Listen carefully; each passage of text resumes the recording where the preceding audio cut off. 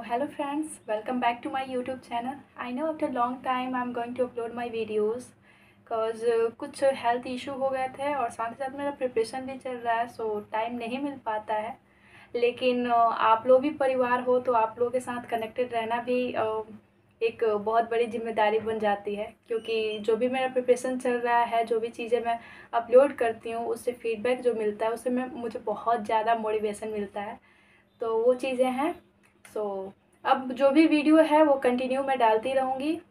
Weekend पे एक बार डालती रहूँगी मैं वीडियो जैसे टाइम मिलता है। और आप लोग प्लीज़ फीडबैक देते रहना हमको और अपना प्यार ऐसे ही बनाए रखिएगा जिससे कि मैं आगे बढ़ सकूँ। आज जैसा कि आपने थंबनेल में देख लिया है कि आज का जो हमारा टॉपिक है वो है 42वां संविधान संशोधन, जिसको मिनी कॉन्स्टिट्यूशन के नाम से जानते हैं।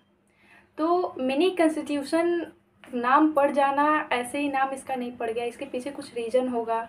हम लोग शुरू से सुनते आ रहे हैं कि इसमें बहुत सारा संशोधन किया गया, बहुत सारी चीज़ों को जोड़ा गया और संविधान का हर एक पार्ट में कुछ ना कुछ इस संविधान संशोधन के थ्रू कुछ संशोधन किया गया, कुछ सुधार किया गया। उसमें से कुछ सुधार थे जो बहुत अच्छे थे और कुछ जो आगे नहीं चल पाए उसके लिए दूसरा फिर संशोधन 44वां संशोधन किया गया, जो 42वें संविधान संशोधन में जो भी त्रुटियां हुई थी उसको सुधारने के लिए 44वां संविधान संशोधन किया गया। तो आज हम जानेंगे कि 42वें संविधान संशोधन में क्या क्या चीज़ों को जोड़ा गया, क्या क्या चीज़ें हमें नई देखने को मिलती हैं।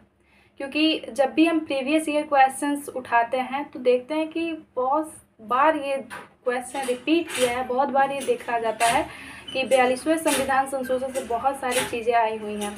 चाहे आप यूपीएससी की प्रिपरेशन कर रहे हो या किसी स्टेट पीसीएस की कर रहे हो या वन डे एग्जामिनेशन का कर रहे हो, लेकिन पॉलिटी का जो सेक्शन है उसमें ये सारी चीज़ें इम्पोर्टेंट हो जाती हैं।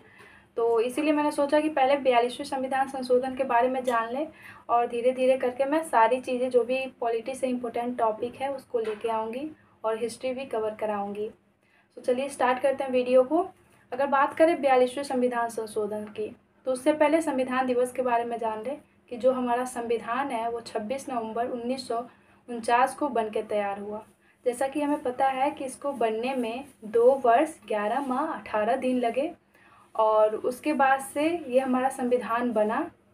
अब बात करें 42वें संविधान संशोधन की, तो देखिए जो संविधान का 70वां वर्षगांठ था उस पर क्या किया गया कि लोगों को मौलिक कर्तव्यों के प्रति जागरूकता फैलाने के लिए समरसता कार्यक्रम के थ्रू ये निश्चय किया गया कि लोगों को मौलिक कर्तव्यों के प्रति जागरूकता फैलाया जाए ताकि लोग मौलिक कर्तव्यों को जान सकें। ठीक है, तो वो जो कार्यक्रम था, कौन सा कार्यक्रम था? समरसता कार्यक्रम था। ये पहला पॉइंट है हमारा। दूसरा है कि जो 42वां संशोधन हुआ था उस समय जो प्रधानमंत्री थी हमारी भारत की, वो थी इंदिरा गांधी। कौन थी? इंदिरा गांधी थी। यहाँ मैंने वही सारी चीज़ों को अकुमुलेट किया है जो हमारे एग्जाम के लिए ज़्यादा ज़रूरी है। 42वां संविधान संशोधन जो हुआ था वो स्वर्ण सिंह समिति की सिफारिश पे लाया गया। इसके तहत क्या किया गया, मौलिक कर्तव्य जो थे हमारे, उनको क्या किया गया कि हमारे संविधान में शामिल कर लिया गया। साथ ही साथ क्या किया गया कि हमारे संविधान में के भाग 4 क को जोड़ा गया। हमारे संविधान में भाग 4 क को जोड़ा गया और इसके तहत जो हमारा आर्टिकल 51A है यानी कि 51 क है उसको जोड़ा गया। आर्टिकल 51 क के अंतर्गत 10 फंडामेंटल ड्यूटीज़ आते हैं, लेकिन अभी वर्तमान में हमारे पास 11 फंडामेंटल ड्यूटीज़ हैं।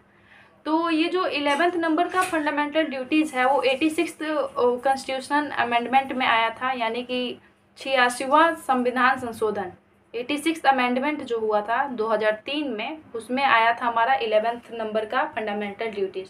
यानी कि पहले 42वें संविधान संशोधन में 10 फंडामेंटल ड्यूटीज़ थे। तो आइए उन 11th फंडामेंटल ड्यूटीज़ को बहुत अच्छे से जानें कि हमारे कर्तव्य क्या हैं, मौलिक कर्तव्य क्या हैं। अगर हम इंडिया के निवासी हैं, भारत के नागरिक हैं, तो हमारे भी कुछ कर्तव्य बनते हैं। जब हमारे मूल अधिकार हैं तो हमारे कुछ मूल कर्तव्य भी होने चाहिए, मौलिक कर्तव्य भी होने चाहिए। तो पहला कहता है कि हमें अपने संविधान का पालन करना चाहिए। इसकी संस्थाओं, आदर्शों, राष्ट्रगान, राष्ट्रध्वज का सम्मान करना चाहिए।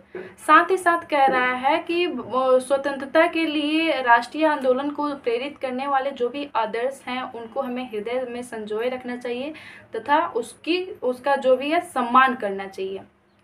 तीसरा फंडामेंटल ड्यूटीज कहता है हमारा कि जो भारत की प्रभुता है, अखंडता है, एकता है, उसकी रक्षा करनी चाहिए। अगर हम भारत के निवासी हैं, अगर भारत के नागरिक हैं तो हमें उसकी रक्षा करनी चाहिए।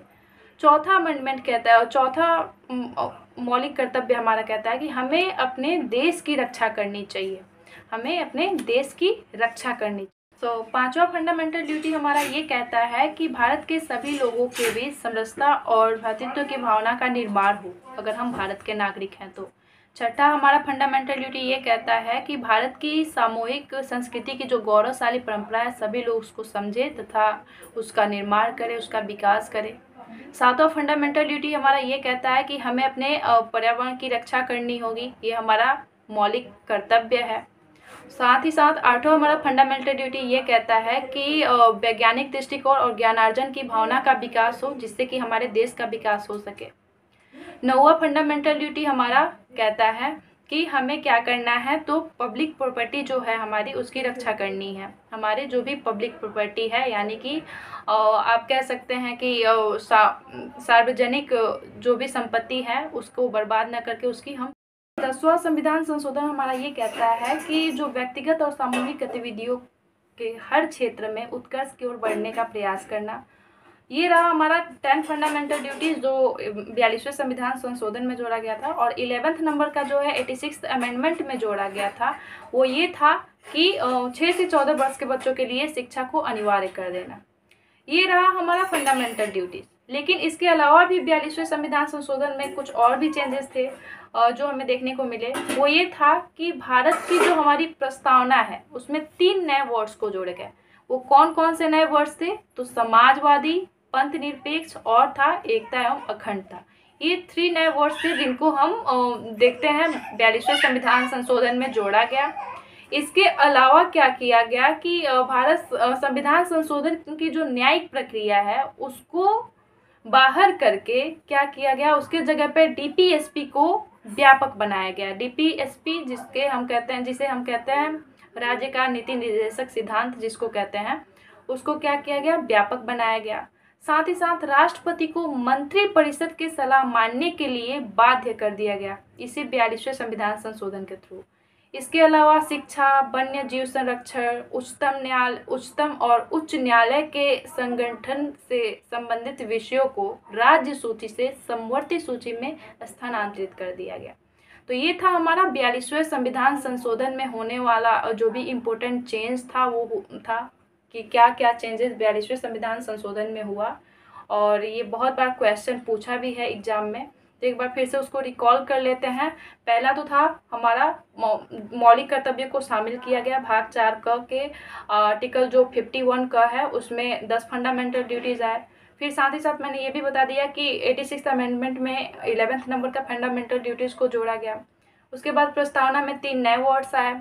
उसके बाद राष्ट्रपति को मंत्रिपरिषद की सलाह मानने के लिए बाध्य कर दिया गया। फिर डीपीएसपी को कैसे व्यापक बनाया गया। तो ये सारी चीज़ें हैं जो 42वें संविधान संशोधन 1976 में हमें देखने को मिली थी। और इसमें जो कमियां हुई थी उसको सुधारने के लिए 44वां संविधान संशोधन आया जो कि हमारा 1978 में हुआ था।